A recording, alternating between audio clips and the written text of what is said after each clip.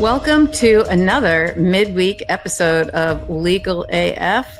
I am your co-host, Karen Friedman Agnifilo, and standing in again for Michael Popok is the amazing Dina Doll, who is a regular Legal AF sub-in and also contributes to Midas Touch and the Legal AF channel. And Dina, so happy to have you back, and it's always nice to be with you on this show. How are you doing? How's California? How's your blue state? I'm in New York. Well, we'll talk about it a little bit more. I know one of our topics touches on it, but I recently had something happen with one of these ICE raids, or I know a lot of people in Los Angeles know somebody who is scared about getting rounded up with the ICE raids, and somebody that I know very well self-deported. Although I think we need to stop calling it self-deported. He is a refugee. He's an American refugee. He fled because he was afraid of what this government was going to do to him, because we see what they're doing with these Hispanic men, rounding them up, sending them to third world countries or third party countries, putting them in this Alcatraz detention centers. And so my heart is really breaking for him and for so many other people here in Los Angeles who are either afraid that this is going to happen to somebody they love or actually happening to somebody they love. Yeah, it seems like they're enforcing it in blue states more than red states, just to whip up the blue states, right? And really punish the blue states and punish, frankly, the businesses in blue states, because really the businesses, between the tariffs and the deportation of immigrants who are such a part of the fabric of our society and of our economy. It's just crazy to me what's going to happen. And, they can do all they want with the blue states, and, it'll impact things like construction industries, farm industries, things like that. But what are they going to do? Like, California is responsible for so much of the food chain, right? The Central California is most of the fruits and vegetables in this country come from there. And so many employees in that industry are seasonal employees, are immigrants. And I just don't know what's going to happen when either people can't get their food or prices go skyrocketing because of this. So it'll be really interesting to see between these deportations and the tariffs, if the economy, what happens to the economy, and if that will finally be the pressure point that the administration needs to stop doing this, asking for the thing that no one wants. It's just crazy to me. I mean, they're just evil. I can't think of anywhere else. The fact that you would want to have somebody who's been hardworking in this country for years, like the best, he represented the best of what this country is. And for him to feel so unsafe that he couldn't feel like he could stay and go through the legal process, but literally to flee and leave his family behind. It is because this is a hateful, evil administration. And it is for sure going to affect Los Angeles. It already is. Construction is really slowing down. We have the Olympics, we have the Palisades, but this Trump regime doesn't care. AG Bondi is out there already threatening to withhold money because we're a sanctuary city. They're going to blame the raising prices on all sorts of other stuff. But those of us here, the Midas Touch, the legal AFers, we know we're going to keep putting like the fire to the feet, but they're not going to change their stripes no matter what. And unfortunately, yes, he didn't go and try to help DeSantis and Abbott, even though evidently they were the ones who were like clamoring for help. He decided instead to punish us. And it is painful because these are real people and real people's lives are being torn apart. This man left his family to come to this country, never able to see them for years, and had to do it again a second time in his life. Separated now from his children solely because of the hate that is coming out of this Trump regime. Yeah, you make a really good point, because whenever a city is going to have the Olympics, it's not like they just say, okay, here we are. They have to build a huge infrastructure to host and be able to house the Olympics and all the sporting events. And so there is a lot of construction associated with that. And same thing with, as you said, the Palisades fire, right, it just decimated an entire community, hundreds of houses. And all at once, they're all going to need to be rebuilt. And who's going to be doing all that work if you're going to be deporting all the construction workers? So yeah, it's really a challenge and really upsetting, because as you said, it's not just the economy, it's these people's lives and family members. And and they're lovely, wonderful people. And it's the opposite of what they promised, right? They said we're going to deport the ones who are criminals, who commit violent crimes. And, that's something I think something that everyone's always done, whether you are a Democrat or a Republican. We've always deported the violent criminals, and certainly no one, I think, is against that, or hopefully not. But the hardworking people who are become our friends, our family members, and employees, it's just really a shame and really sad. And I'm sorry to hear that about your friend. That's really terrible. Let's talk about, there's so much going on in the world of the intersection between law and politics, which is what Legal AF has been all these years, and what we talk about, and what really the Midas Touch Network is about. It's all about the intersection between law and politics. And there's so much we could talk about. Again, as always, there's so many court cases that are going on. There's so many issues that are happening. There's so many people who I have so much respect for, who are really leading the fight to push back against the lawlessness of this administration, right? It's just, they're not just pushing the boundaries of the law, but they're finding every loophole there is and driving a Mack truck through it legally. And by and large, they're losing in the court of law, not in the Supreme Court so much, but only a few tiny little group, a tiny minuscule percentage of cases actually make it to the Supreme Court. When they do go to the Supreme Court, it seems like the Supreme Court is very much giving Trump a lot of leeway. But in the federal district courts, which is the trial level court of federal courts, and in state courts, the Trump administration keeps losing one after another case.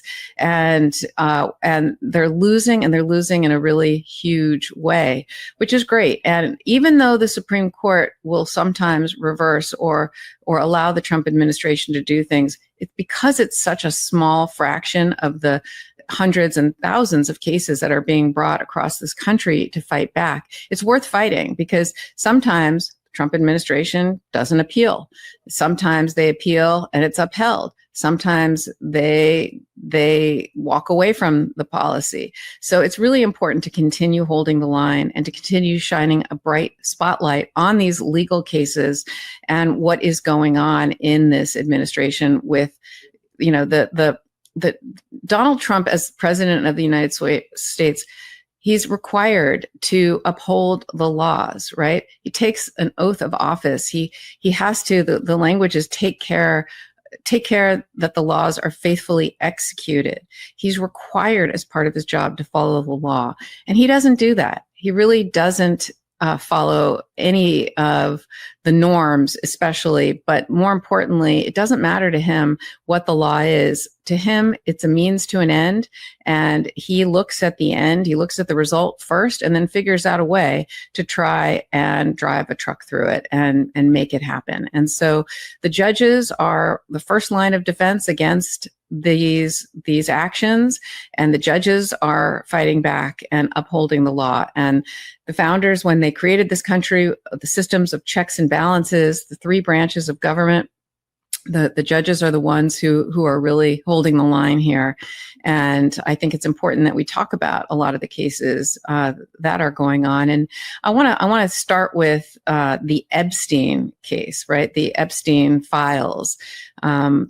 When Jeffrey Epstein has been investigated multiple times and was ultimately about to be prosecuted and was prosecuted and arrested. And it was in 2022. And a month after he was arrested and held in jail, he committed suicide. But that was after a lengthy investigation. After he committed suicide, the Department of Justice then prosecuted his co-conspirator, the woman who facilitated and even participated in these sexual assaults against minors, and hundreds of women who have since come forward. And the Justice Department prosecuted Ghislaine Maxwell, and there was a trial, and she was convicted, and she was serving a 20-year sentence. And so to get to the point of prosecution and trial in a federal case, there are just terabytes of discovery of documents, right, of investigatory materials. There are going to be witness interviews. There were search warrants that were executed. There's cell phone records, there's flight records, there's video evidence, there's witness testimony, there's computer evidence that exists. There's the credit card receipts. I mean, I can't tell you how many types of records there are that the Department of Justice will have in order to be able to prosecute cases like this. Thankfully, in this day and age, or not so thankfully, if you're a criminal defense attorney like I am trying to represent people, people leave digital footprints in everything that they do, right? Whether it's video of what you're doing out on the street to your cell phone records to and Epstein, because he's a very wealthy person and flew on private planes. There's private plane records, and there are just everywhere you go. You think about your day. It's if you're in New York City, every time you go through the subway, there's a digital record of that. If you're staying in a hotel, every time you go in and out of a hotel room, there's that card reader that leaves a digital footprint. It's like digital breadcrumbs that prosecutors and FBI agents and investigators use to build a case against someone. And that's what they did in the Epstein and Maxwell cases. And all of those records are contained in files that are in the possession of the Department of Justice. We don't even know half of what they have. And the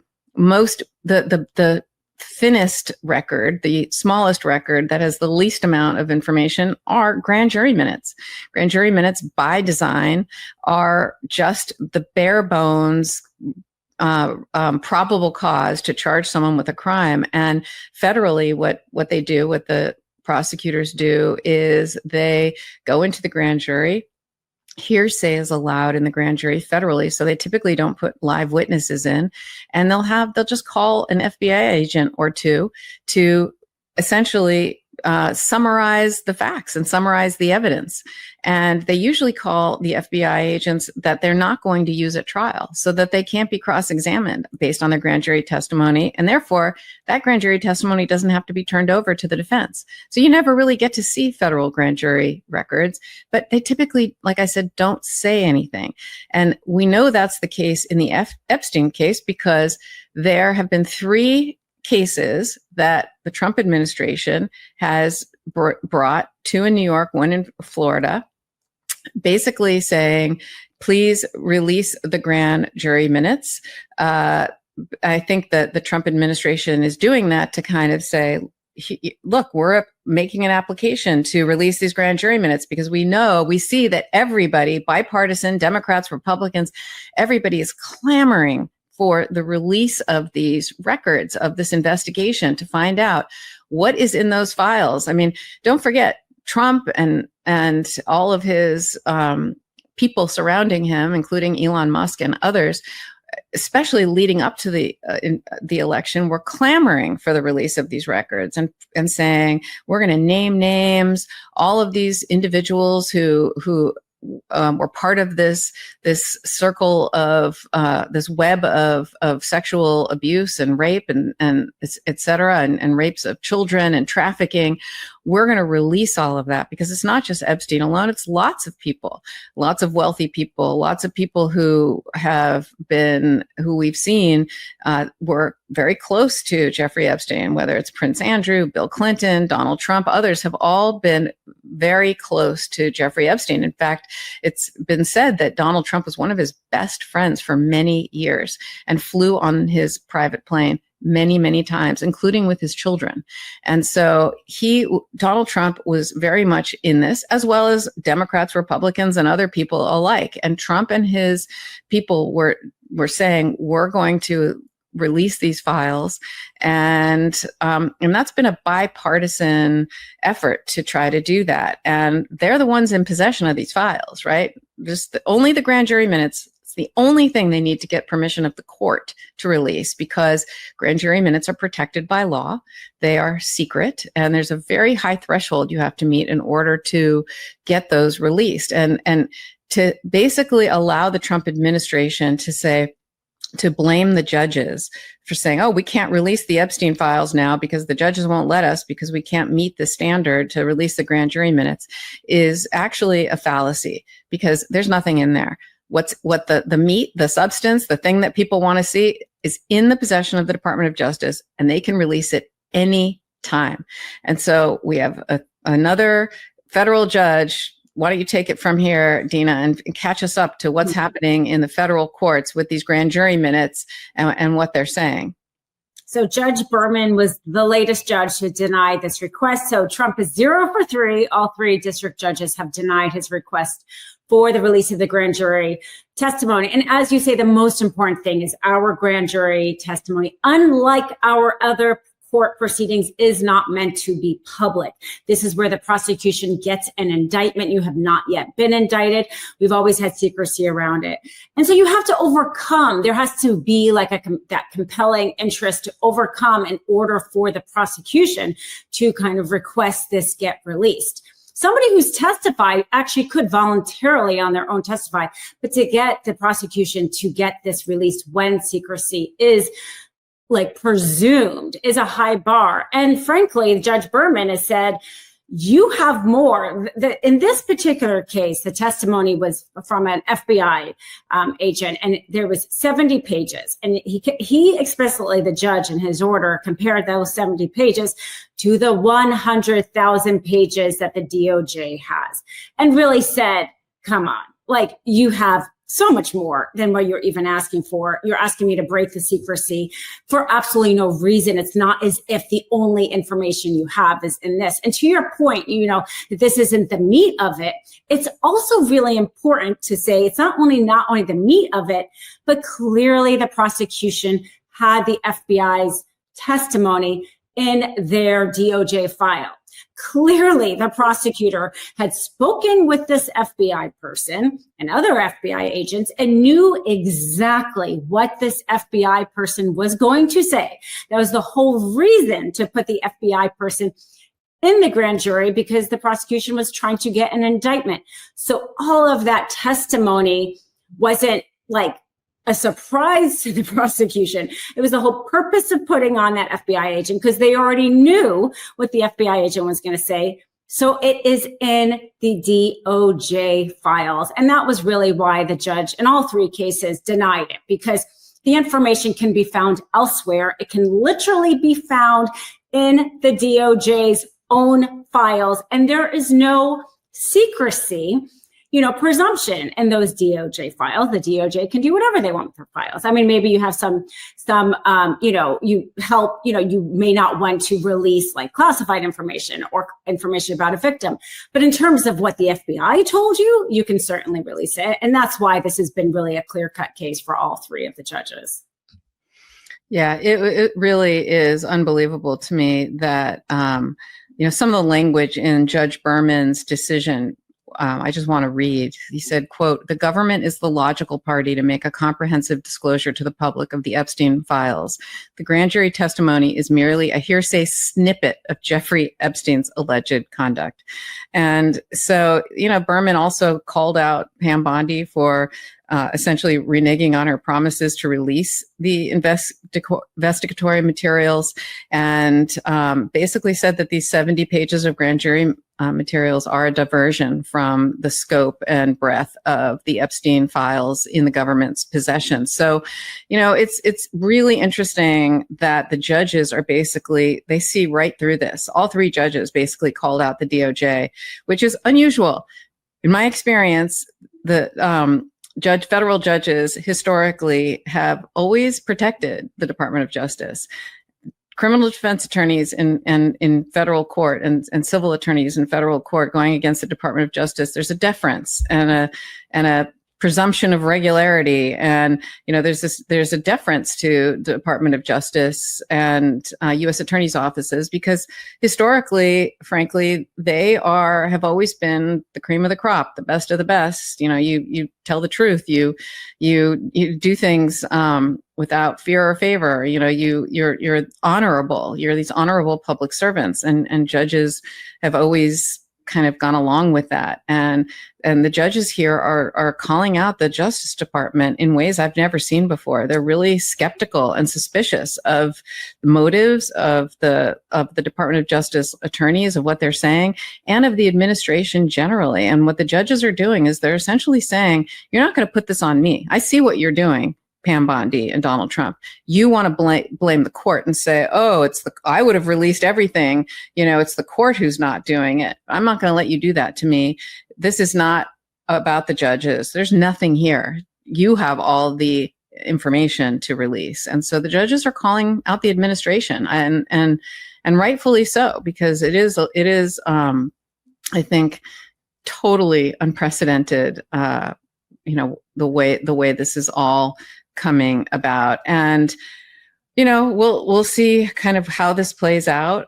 Meanwhile, Congress, okay, there's this other parallel action happening in Congress, where the chairman of the House's Chief Investigative Committee basically is issued subpoenas to the Department of Justice, the oversight, for oversight. This came from Representative James Comer. He's a Republican from Kentucky who issued subpoenas to Pam Bondi after a bipartisan group of representatives essentially teamed up and said, we're going to force the issue.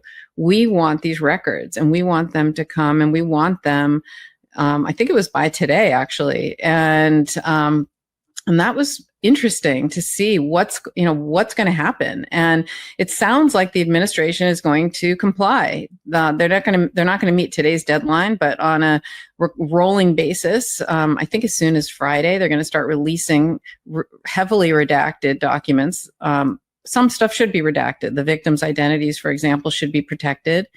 And but let's see if they will actually produce. They said they needed more time because of the volume. Okay, so let's see if they're going to produce this, and let's see if if the committee then releases this information to the public once they receive it, or if they'll cherry pick it. So that's going to be very interesting. The committee has also started to interview, because they've sent subpoenas to former government officials.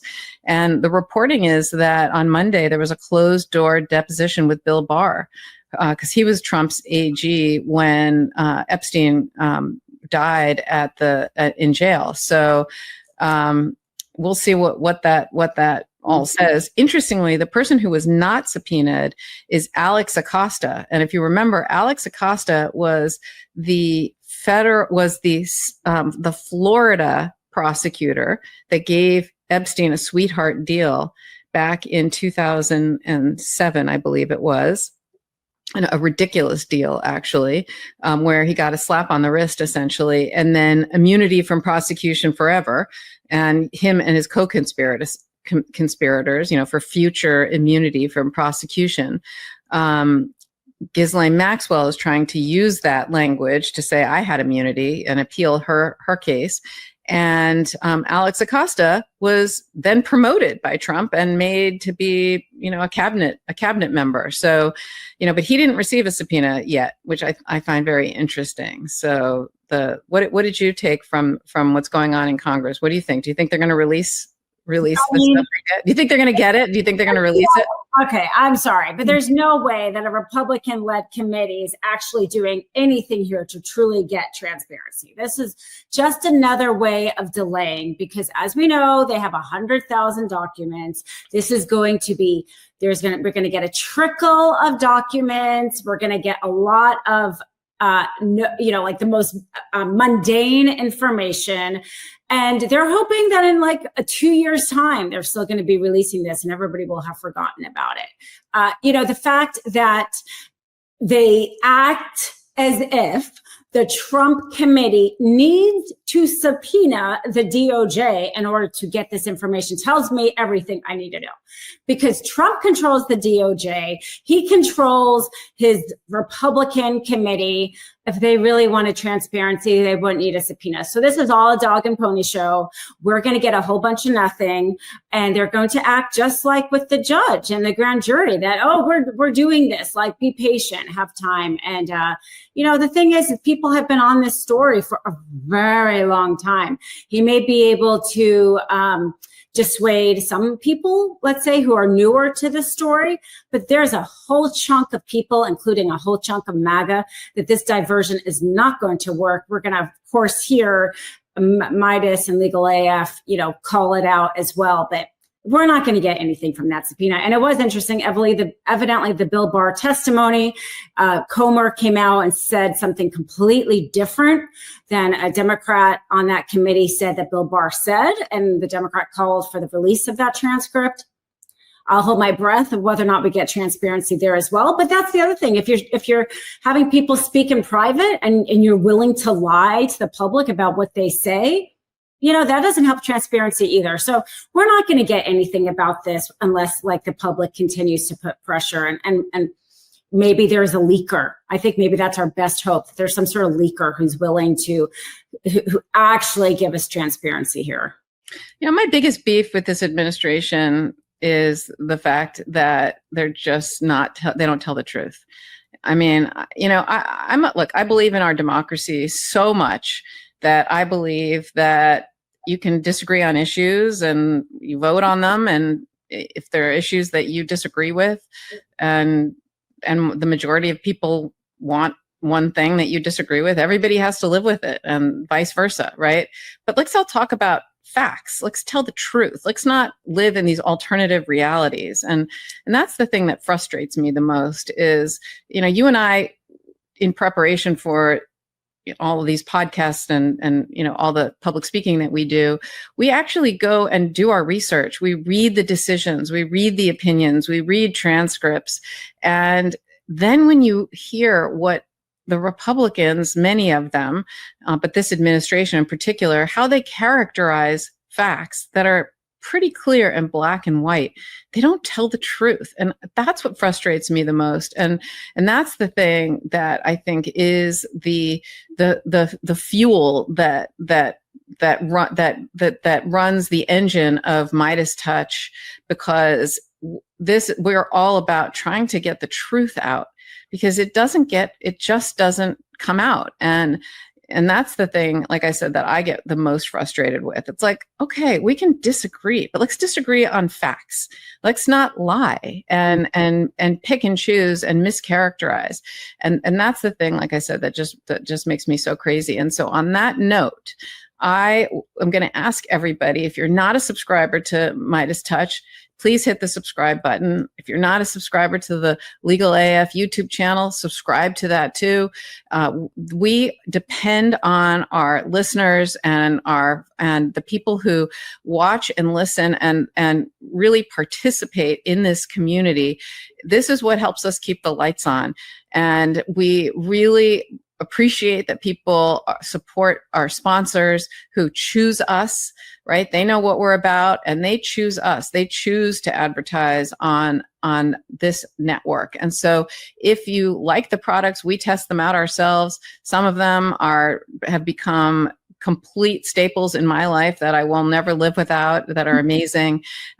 We have really phenomenal sponsors. And so I really just appreciate how much support people give us and that you're helping us, keep this community going. So with that, we're going to take our first ad break. This episode of Legal AF is brought to you by Moinkbox. Did you know 4 companies control over 80% of the U.S. meat industry, and that the largest share of U.S. pork is now controlled by China? These meat giants use mobster-like tactics to crush American family farms, flooding our food supply with sketchy additives and low-quality meat. So what can you do about it? Here's where Moink comes in.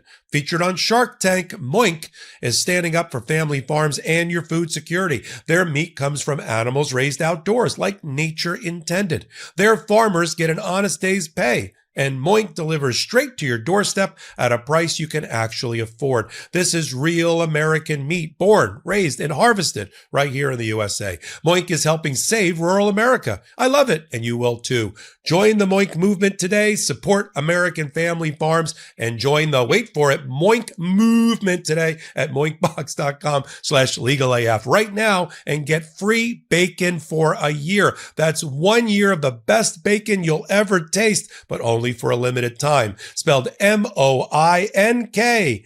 moinkbox.com/legalaf. That's moinkbox.com/legalaf. The weather, it's heating up, and your nighttime bedroom temperature has a huge impact on your sleep quality. If you wake up too hot or too cold, I highly recommend you check out Miracle Made's bed sheets. Miracle Made sheets are inspired by NASA and use silver-infused fabrics that are temperature regulating so you can sleep at the perfect temperature all night long. Using silver-infused fabrics inspired by NASA, Miracle Made sheets are thermoregulating and designed to keep you at the perfect temperature all night long, no matter the weather, so you get better sleep every night. Miracle sheets are luxuriously comfortable without the high price tag of other luxury brands and feel as nice, if not nicer, than sheets used by some 5-star hotels. Stop sleeping on bacteria. Bacteria can clog your pores, causing breakouts and acne. Sleep clean with Miracle. Upgrade your sleep as the weather heats up. Go to trymiracle.com/legalaf to try Miracle Made sheets today. And whether you're buying them for yourself or as a gift for a loved one, if you order today, you can save over 40%. And if you use our promo LegalAF at checkout, you'll get a free 3-piece towel set and save an extra 20%. Miracle is so confident in their product, it's backed with a 30-day money-back guarantee. So if you aren't 100% satisfied, you'll get a full refund. Upgrade your sleep with Miracle Made. Go to trymiracle.com/legalaf and use the code LegalAF to claim your free 3-piece towel set and save over 40% off. Again, that's trymiracle.com/legalaf to treat yourself. Thank you, Miracle Made, for sponsoring this episode. We're back, and thanks for staying with us. We have so much more to talk about. We were just talking about Jeffrey Epstein and how I still hold out hope that this issue is bipartisan. I still hold out hope that both parties care about sexual exploitation of children in particular. And that is something that we should all be in agreement is terrible. And I'm hoping that the Republicans on the congressional committee ultimately, at least some of them, at least one of them, will come forward and help finally shine some light on this issue. Because I do think this is an issue that so many people care about and that really does cut across party lines. So I'm going to keep my optimistic hat on here and hope that they'll do the right thing. But there are some issues that the Republicans that have this weird, in my opinion, obsession with. Mm-hmm. And I know this is not a topic that we're going to cover, but I just want to mention it because I cannot believe what I read today, which is that the Department of Justice has issued subpoenas demanding that hospitals turn over a wide range of sensitive information related to medical care for young transgender patients. And I bring that up because this is the issue that they seem to be obsessed with. Yeah. This is, I don't know what it is. I don't know why they are so against trans people, why it is that your sexual orientation or your gender identity are two things that it's like an obsession with the Republicans. It's something that they care so much about. They've already, that and abortion, right? They're already chipping away at abortion. They're going to chip away at marriage equality. But the fact that they are now sending subpoenas to, one of them was to a children's hospital of Philadelphia. They issued over 20 subpoenas, and they were seeking to, quote, hold medical professionals and organizations that mutilated children in the service of warped ideology accountable. That's what they wrote on their subpoenas. Like, that's how they look at this issue. And they're asking for emails, Zoom recordings, every writing or record whatsoever that a doctor may have, voicemails, text messages, etc., about hormone therapy, puberty blockers, gender transition surgery, etc. And, back, it used to be, in 2020, about half the states passed laws that now don't allow this anymore. And now they're trying to, this is the Department of Justice issuing subpoenas. That means they are building criminal cases against medical providers, saying that they may have violated criminal statutes. This isn't like they're issuing subpoenas to look at healthcare fraud or health insurance fraud, something that they should be looking at, right? Mm-hmm. They are looking at doctors and looking to punish them for medical decisions made between a patient and a doctor because of their own ideology. And if this isn't going to have a chilling effect going forward, I mean, I can't imagine the parents of these children who are already struggling. I mean, I can't imagine what it's like to be in a body and have a gender that isn't who you are, that your body is just different, and that there's a solution. There's medicine that can help you there, and that there are doctors who can help you, and that you can then live in the body that you are meant to live in. You can live the identity that you are. Yeah. And the fact that they are trying to criminalize this is so shocking to me and so appalling to me. I just can't believe it. I just had to mention it. No, I mean, for sure that's going to get, they want a lawsuit on this. They want to go back to the Supreme Court. The Supreme Court just handed them a huge win this last term on transgender rights, basically allowing all those states to ban transgender medical care, right? They already allowed that. This is this lawsuit waiting to happen. They want to go back to the Supreme Court. They want the Supreme Court to allow this to become criminal for these doctors. And it's because it's a winning political issue for them. I do not believe in any way that they actually care.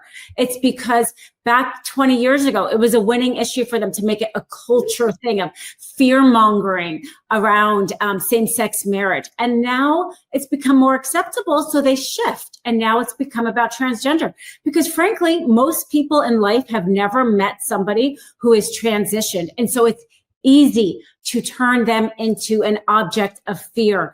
And it is what has it helped them with this last election. And so they are leaning into it. And Democrats cannot be afraid to talk about this issue. I feel like we are not a party if we're going to throw our transgender children, to the wolves. I know a few people here in Los Angeles who have had to go through this, and it is excruciating as a family. Most children who transition are suicidal, and doctors will talk about this too. It is an excruciating medical decision that should be about the parents and the children and their doctor. And it's sickening that Trump gets involved because he thinks he can win a few votes if you make them the outcast, if you make them the problem. And this lawsuit is for sure trying to just, they're going to run on it, right? The midterms, this is what the DOJ did, and look how great we are. And it's another political point on their side, and it's a way to get back to the Supreme Court to get even more of a wins. And I'm not okay with them doing that to transgender children. And Democrats can't be afraid to talk about it. Yeah, I agree. So let's now pivot to Abrego Garcia, okay, because this is their other big issue, right? The deportation, what we were talking about earlier when we started this, and what's going on with Abrego Garcia. So Abrego Garcia's lawyer are basically they brought a 35-page filing alleging vindictive prosecution, which is very interesting. Selective prosecution, vindictive prosecution, they're similar.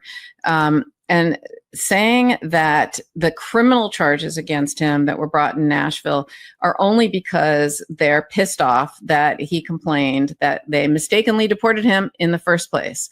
And this filing, they're basically saying, and it's a really hard standard to make out because prosecutors have enormous discretion, right? A prosecutor has tremendous discretion. It's a thing, right? To bring cases, to not bring cases, to show leniency on certain people, to go hard on others. And it's something that every prosecutor's office in this country has, this discretion, and something that they exercise regularly. When I was a prosecutor in the Manhattan DA's office, we used our discretion, for example, to stop prosecuting things like prostitution or not paying your subway fare, because believe it or not, when you didn't pay your subway fare in New York City, if you jumped the turnstile, that was considered a Class A misdemeanor, the exact same level of misdemeanor as if you endanger the welfare of a child. That is how the books in New York treated that crime. And so we used our discretion to say, look, no, that's not something that we're going to waste our prosecutorial resources on. Or we would say, oh, look, violent crime is up in a certain area, so we're going to turn our focus to that area, and we're going to use our discretion to put a lot of resources in that area because violent crime is up. And so prosecutorial discretion is nothing new. It's something that is done all the time. But what's happening and what they're claiming is that this was a vindictive prosecution because, don't forget, Abrego Garcia was married. He was here lawfully. He wasn't a citizen, but he was here lawfully. And he has children here. He works here. And he was mistakenly deported and sent to El Salvador, a country that the immigration court said he didn't have to go. He was allowed to stay here because he was being persecuted down there and his life was in danger there. And so they mistakenly deported him. And it turned into a huge, giant political issue for the Trump administration, right? That went all the way up to the Supreme Court, who actually agreed and said, you have to facilitate his return. It's one of the few times that the Supreme Court did not vote in favor of the Trump administration and said, you have to facilitate his return. And they thumbed their nose at it. They basically said, yeah, right. They had a press conference with the president of El Salvador, and they all like yucking it up, laughing, basically saying, oh, we don't have the authority, or I didn't even ask, and then there was that newspaper article that said the Trump administration must facilitate the return, and someone in the administration took red marker and like crossed out certain words and basically made a joke out of the headline and then posted it online, like as if to kind of say, yeah, right, like we're really going to do this. I mean, they were so egregious about how they're not going to listen. They're not going to facilitate it. But then they had to, and then they got him back, and they were so pissed off about that they had to do it, that they basically did a colonoscopy on Abrego Garcia's life. They found that he had a traffic ticket, essentially, from back in 2022, where he was stopped in a car. He had other migrants or other people in the car. The law enforcement took down the information and then decided not to do anything about it and let him go, right? And they then decided to conduct a criminal investigation into that, and now brought human smuggling charges, which is not trafficking, by the way. So if the administration or anyone tries to say, oh, this is human trafficking, there's a big difference between human trafficking and smuggling. Human smuggling is a crime, but it's not as serious of a crime. It just basically means transporting people who are here illegally, but they want to be transported. It's giving them a ride. It's helping them enter the country. It's moving them around the country. It's basically, you're an Uber driver, essentially. That's very different than human trafficking, which is against someone's will by force, fraud, or coercion, that you're moving them around and bringing them into this country. And so don't let them sort of call it what it's not. It's smuggling if it's anything, and that's what the charges are. But what they said was that basically that they brought this case and manufactured this case just because they were mad that he won essentially in the Supreme Court. And so this is now a case that they're bringing in Maryland, which is where he's from Maryland. The criminal case is in Tennessee because that's where he was stopped. But in Maryland, there's this civil case going on, and this is where they filed it and said this is a vindictive prosecution. Dina, did you get a chance to look at this filing? Yeah, I mean, and I think they have a very strong argument, like to your point, that this is a very rare thing to do, but I can't think of a case that is more, perfectly suited for it, because Trump can't lose, right? Like he lied about losing in 2020. He's like a narcissist, and he couldn't do the right thing. He lost at the Supreme Court. He couldn't bring back Abrego Garcia without, charging him, because it would have been a loss to him. And this poor man having the weight of the government against him again and again, he deserves to have this dismissed. In the filing, they were there's so much evidence about this case being, about a vindictiveness. I mean, the fact that, there's a gag order against the DOJ because of all of the awful things that they've been saying about him, already trying to taint the jury. They point out in the filing that Trump himself, of course, was, happy about the fact that the DOJ charged him, saying, quote, it is now a way to show everybody how horrible this guy is, right? That's not about whether or not he actually did the crime, right? But he had to win. He had to say, see, this person was so horrible, I should have deported him. And the filing saying, quote, the unprecedented public pronouncements attacking Mr. Abrego for his successful exercise of constitutional rights by senior cabinet members, leaders of the DOJ, and even the president of the United States make this the rare case where actual vindictiveness is clear from the record. Seriously, this poor man having the president of the United States lie about him repeatedly, obviously calling for this criminal prosecution because he lost, because he had to bring him back. And to the point of this person that I know who fled this country, it's because of this kind of thing. If the law cannot protect Abrego Garcia in this moment, this just amplifies that people are not safe here, even if they're hardworking, even if they pay their taxes, even if they're just trying to go about living their lives. If the president of the United States can personally not like you because he lost at the Supreme Court and you are dragged into another criminal trial, this is why people are fleeing. And so this is so important. I thought they did a really good job with that filing, and I think they have a really good shot at winning. And I think it is essential that they win in order for there to be some sort of giving people some sort of hope. People here undocumented, some sort of hope that the law can be on their side, because right now it doesn't seem like it. Yeah. Interestingly, so he's held in on his criminal case, and he wanted to stay in because he's afraid if he gets out. Now, held in meaning like he's in custody criminally, and he wanted to stay in initially because he's afraid if he gets out that they'll deport him again. And so it's so one of the reasons that you hold someone in custody when they're pre-trial, right? Which is you can either be given bail or you can be held in and denied bail, or you could just be released without any conditions. But one of the reasons you hold someone in is because they're either a danger to your future dangerousness, or they are at risk of fleeing. This is the opposite. Okay, he wants to stay. He doesn't want to flee, right? And so he's not at a risk and there's no danger, right? And so they're going to release him, and he's supposed to be released, I think, on Friday, because he doesn't meet the standard of being held in custody. And I think he's afraid of being deported and not prosecuted.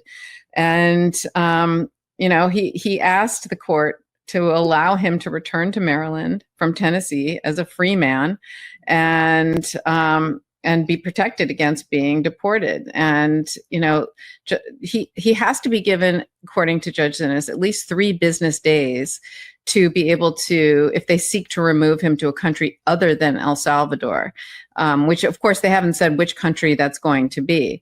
But that's all he's asking for. He's just asking for, and what people are asking for is due process, right? That just not to be whisked away in the middle of the night, and which is what's been happening to so many individuals, right? They're being sent to countries that they have no connection with, a language that they don't speak.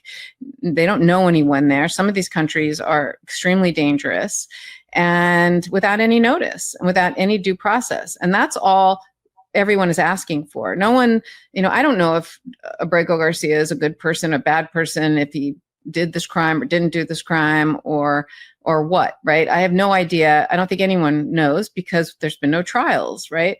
But what has happened and what they are doing is they're not giving him process. They're not giving him due process, which is what's required by law and in the Constitution of the United States. And that's what I think so many people, myself included, are upset about, because they deported him mistakenly to begin with. And if you gave him due process, that would have never happened in the first place.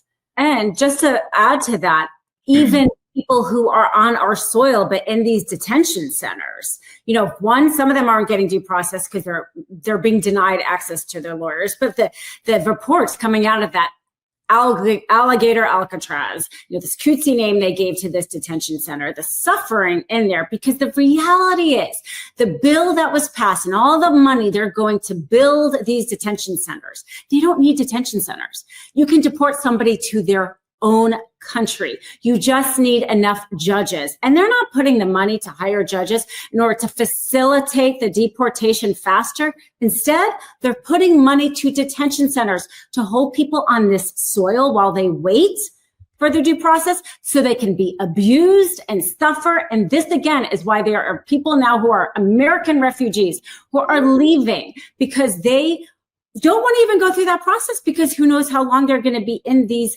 detention centers. This isn't even if they're trying to, quote, give somebody due process. It's not due process if you're sitting in a detention center waiting for your hearing when you are putting money to build more detention centers instead of paying for more judges.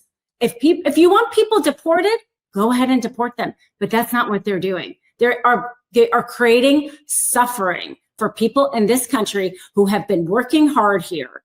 And that is like the evil out of this administration. Yeah, it's really sad. These are human beings and these are human beings' lives. And in this day and age that they're being treated this way, it's just shocking to me. I can't believe it. And when we come back from our next short break, so come back, stay with us. We have more to talk about. We are going to talk about a related case because the Trump administration, when Judge Zinnes, basically called him out, and the chief of the Maryland bench issued an order saying you can't just deport people in Maryland, you got to give them due process. What did the Trump administration do? They decided to sue all of Maryland's federal court judges, all of them, which is crazy. I've never seen anything like it in my life. So we're going to take another quick break. We're going to talk about that, talk about what's happening in that. And we have so much more to talk about. As much time as I spend prepping, reading, and recording for Legal AF, I didn't realize how much sitting all day was dragging me down physically and mentally. By the end of the day, I felt stiff, foggy, and worn out. That's why I started using this episode's sponsor, Uplift Desk. Total game changer. It's not just about standing.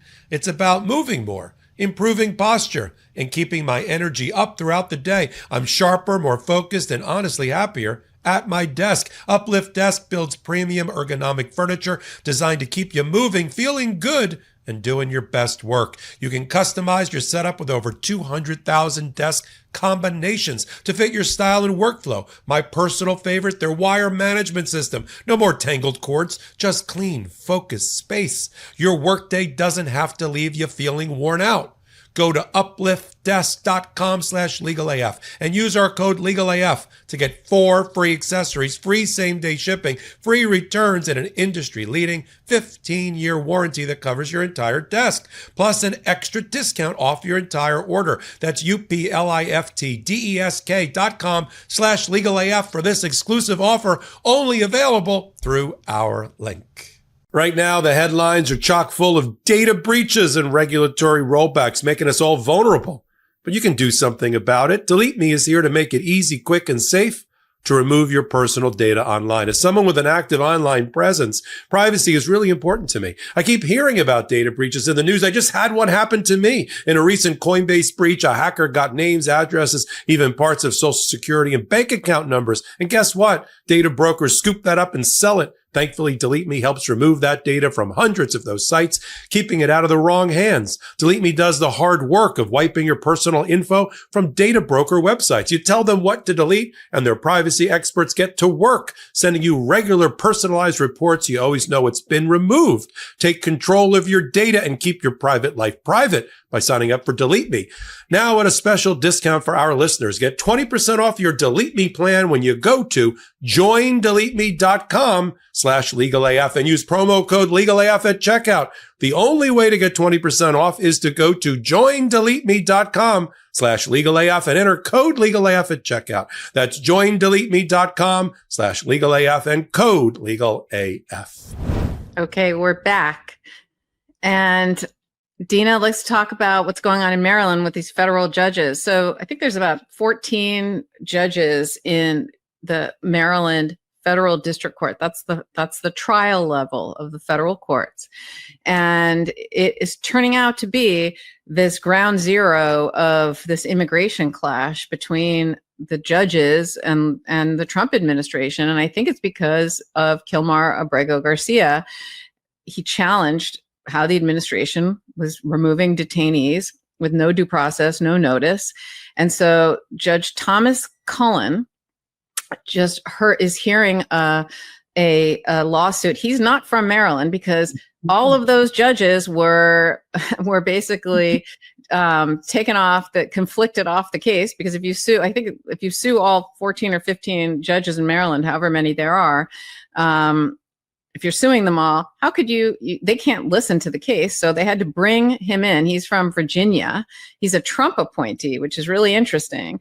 And he's hearing essentially this lawsuit because there's this temporary bar that was issued by the chief judge in Maryland that basically said the administration cannot carry out fast-moving deportations of immigrants, right? That's all he's saying is slow it down.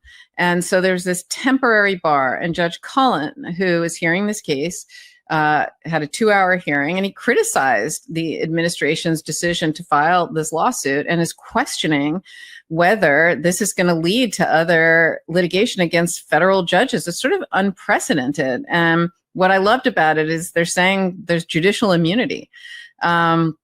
The judges are represented by this very well-known, he's sort of a legend. He's a conservative lawyer, Paul Clement.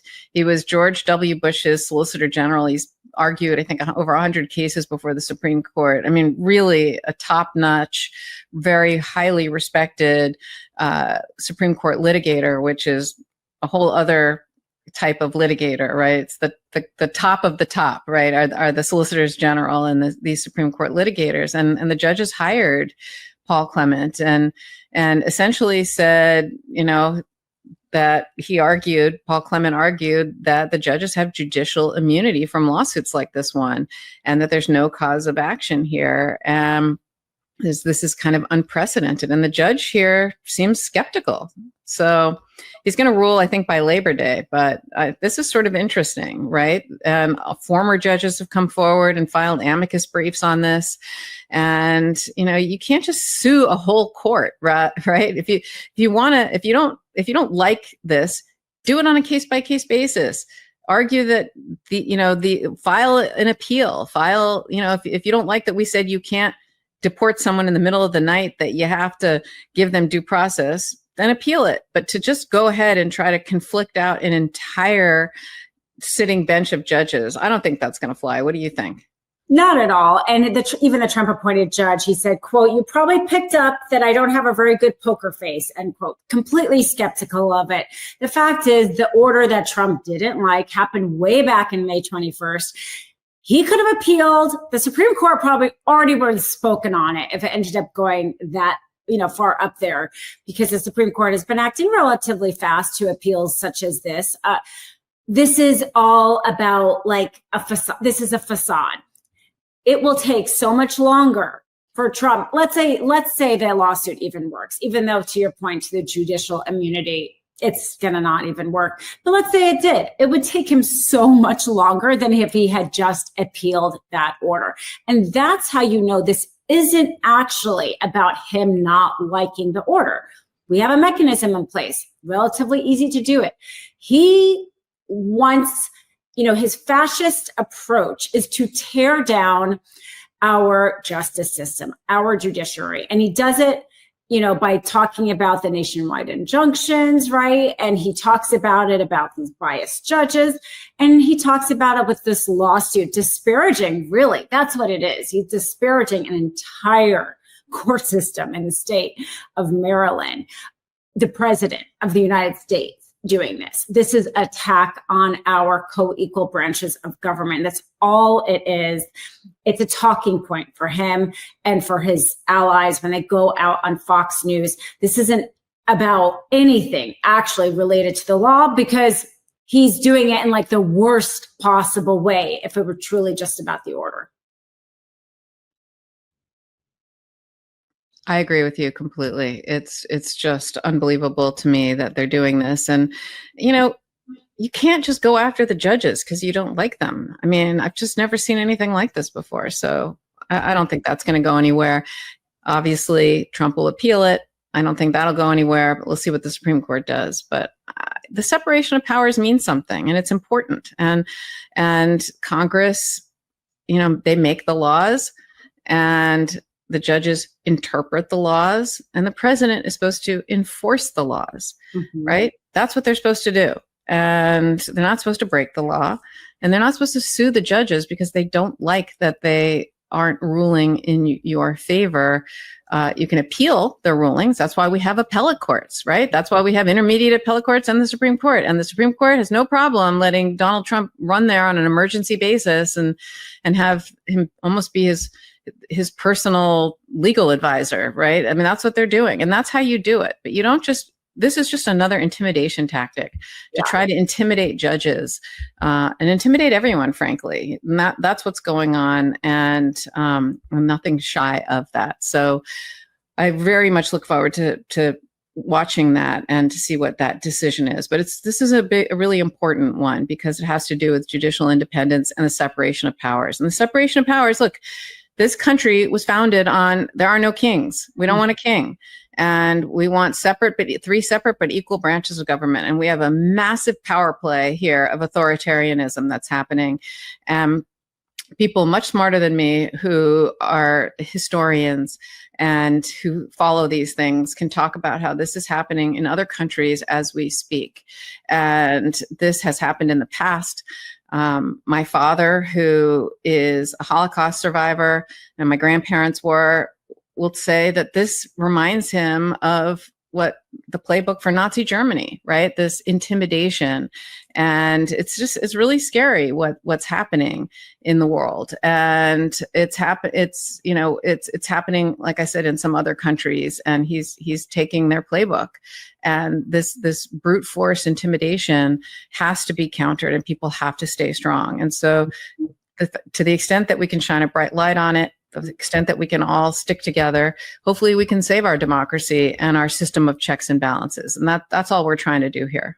Yeah, and the Supreme Court will side with the justices here. I mean, I think that's a pretty obvious given, because if this lawsuit proceeds, the judges will be deposed, their court records, internal communications could be open to discovery.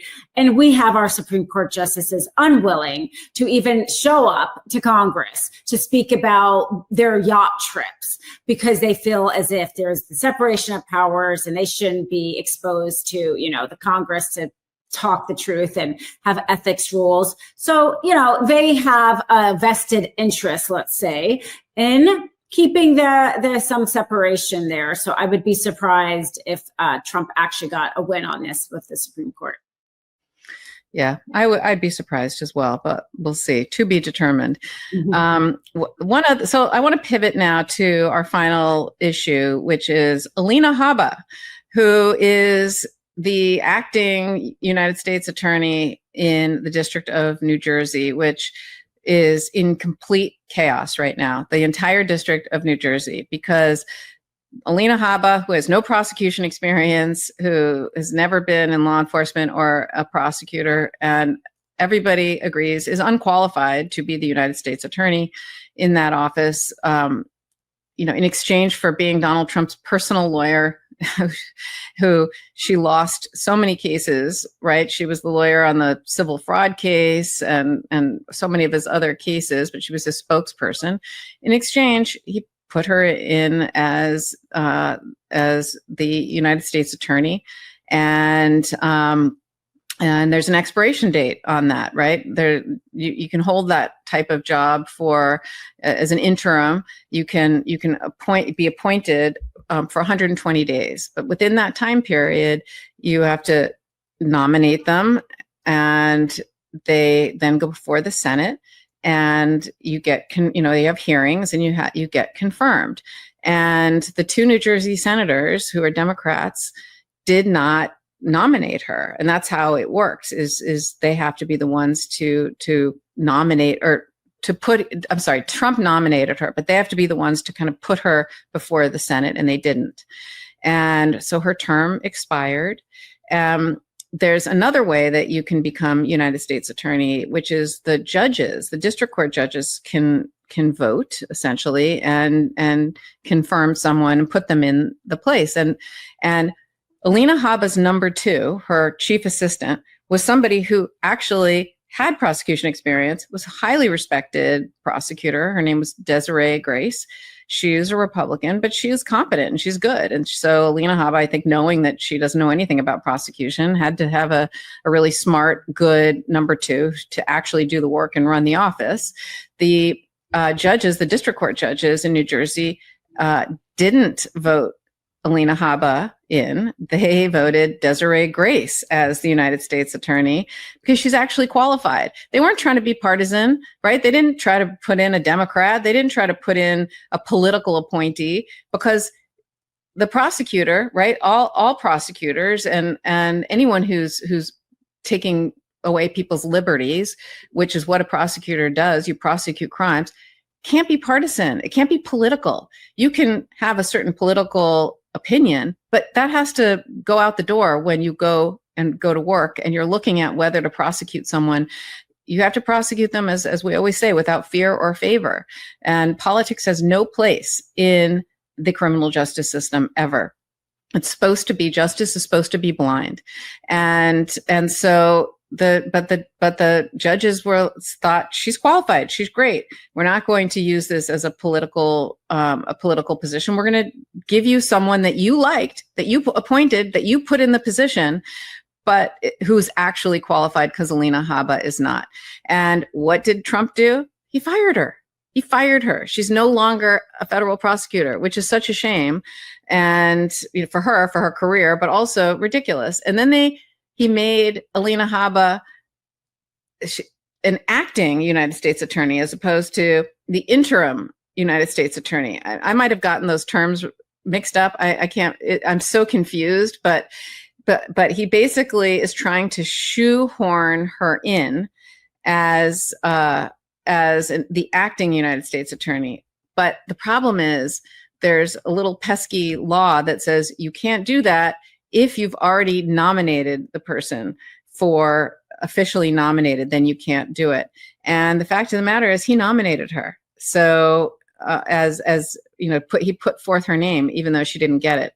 So what's happening in New Jersey is all the criminal cases are being put on hold. There are defendants who are seeking dismissal of their indictments because they believe that what Trump is doing here, by trying to put her as United States attorney, that he's just trying to bypass the constitutional checks and balances, and that this nomination has made her ineligible to serve as acting under this, it's called the Federal Vacancies Reform Act, which is a law that says essentially there are well-established mechanisms that can give her temporary power, but unfortunately not if she's been nominated, and she was nominated. And so there's over 1,500 active federal cases in New Jersey that have been postponed or canceled. So it's bananas. It's gone. Justice has basically screeched to a halt in New Jersey. Mm-hmm. Yeah, I mean, Trump has made us less safe across the board with his appointment of an incompetent person to the FAA, to taking people off of actual crime with the FBI and targeting free speech instead. I mean, again and again, Alina, I think you said it. The reason why she's there is because of the spokesperson part. She did her little spokesperson job. That's all he cares about. And unfortunately, that, the people of New Jersey suffer as a result of it. Judge Matthew Brand, he's an Obama appointee, is going to be the one to make this decision, which we're going to get like any day now. He said midweek. We thought hopefully by the midweek at Legal AF we would get it, but not yet. So wait and see. But I think Trump validly, we can all argue fact after fact after fact, is making us less dangerous, and perhaps the people there in New Jersey will become more vocal because, as you said, she doesn't have the qualifications to do this job. His only qualification he cares about is, are you willing to prosecute my enemies? Are you willing to go out on Fox News and lie? And if so, you get the job. But that the people there are going to suffer, because obviously there's some real crimes that need to be prosecuted there. Look, and Alina Habba has made no she's not hiding what her true motives are. She says she's there to turn New Jersey from blue to red. She's already started going after Democratic politicians. Mm-hmm. And, she's it's not like she's hiding what she's doing. And that's just, there's no place in prosecution for that. And so many, as I said, to get a job at the Department of Justice and to be an AUSA, an Assistant United States Attorney, which is what they're called, prior to now, I don't know what the standards are now, was really kind of the cream of the crop. It's the federal prosecutor. There's always this rivalry because I was never a federal prosecutor. I was always a state court prosecutor. And I used to get really upset that people somehow would think lesser of a state court prosecutor, that federal prosecutor is sort of the elite, the best of the best, et cetera. I never tried to be a federal prosecutor and never wanted to. I liked being in state court, but there was always this kind of rivalry, right? Because they are that good, and they are excellent, and they're really smart and great lawyers. And he's firing some of the best ones, or they're leaving. And it's such a shame. I mean, in addition to losing, it's like a big brain drain, of knowledge and experience and information, and it's just judgment. These are great lawyers who are leaving in droves or being fired. And I think Desiree Grace is one of them. By all accounts, I don't know her, but by all accounts, she was excellent. Recently, Jim Comey's daughter, Maureen Comey, who was a career prosecutor in the Southern District, is widely respected as an extraordinary, excellent prosecutor in her own right. And I've actually seen her in court. She's exceptional. She was fired for no reason, but probably other than being Jim Comey's daughter. And it's just a shame. It's a shame for us because it makes us less safe, and it makes us, we're the losers, right? We're the losers of this. And this just is not, it's not a good thing that's happening. He thinks he cares about law and order, but he doesn't. He cares about politics and vindictiveness. And himself. I don't know if he cares about anything other than himself, to be honest. Immigration and trans, It's all how it affects him. Yeah. Yeah. So it's such a shame. And the Department of Justice, to see what's happening to the Department of Justice, I hope some people can stay strong, put their head down and stick it out. And I don't know how the Department of Justice builds back from this, but it used to be one of the most respected entities. So I don't know. I think if they, my hat's off to the DOJ lawyers, especially the civil rights divisions, who are stepping down rather than being willing to go to court and prosecute somebody, try to denaturalize somebody for their speech, despite Pam Bondi's DOJ letter, or commit some sort of fraud to the court, because we need ethical lawyers who are not willing to do Trump's bidding. But to your point, there's some real crimes that will not get prosecuted if they don't have the manpower or if they don't have competent people. So this is going to be a tough few years. It is going to be a tough few years. So anyway, Dina, we have reached the end of another midweek episode of Legal AF. I'm always so thrilled to have you. I miss Popok, but life gets in the way sometimes, but for both of us. So the fact that you're always so willing and able to step in is just wonderful. I love hanging out with you on a Wednesday and seeing you. And really, thank you to all the people who spend Wednesdays with us and every day with us on the Midas Touch Network, on the Legal AF YouTube channel, and the Legal AF Substack, and all the places that you can get information wherever you want to get your news and information. The fact that you also choose Legal AF and the Midas Touch network is just something we cannot emphasize how much we appreciate it and how honored we are to be a part of this amazing, growing at lightning speed community, especially the Legal AF YouTube channel is just more and more just names that you've heard of, people that you know, really impressive people are signing up to be on the Legal AF YouTube channel. That's hopefully going to become the go-to place for legal information and the intersection of law and politics, and in addition to the Midas Touch network. So thank you to all the people who come here every week and every day. We love you, and we cherish to be a part of your community. Dina, so great to see you, and we'll see you again soon. Yeah, great to see you too. And yes, I mean, times are tough, and I'm glad that this community makes us hopefully all feel a little bit less alone and like a glimmer of hope that all is not lost, because it's going to be a tough fight forward, but we need the numbers. So I'm glad to see we're growing and getting the message out and getting the truth out, as you say. And I still have a lot of hope. I have a ton of hope. I don't think democracy might be fragile-ish, the way they say, but in the end, I think people are going to have enough. And this country is a strong country. It's an amazing country with wonderful, amazing people.